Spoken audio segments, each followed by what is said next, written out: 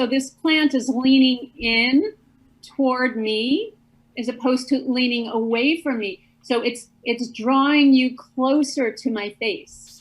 And so these are, again, really subliminal things. So when I'm working with individuals or I have workshops on Zoom makeover workshops, I am very particular about the placement of where you put things to create these virtual lines. I was working with a client a couple weeks ago, and he had a plant about 4 feet high next to a window. And so there was a taller part and a shorter part. And he had the taller part to the window. And I said, turn it around 180 degrees so that the shorter part is next to the window. The taller part is closer to you.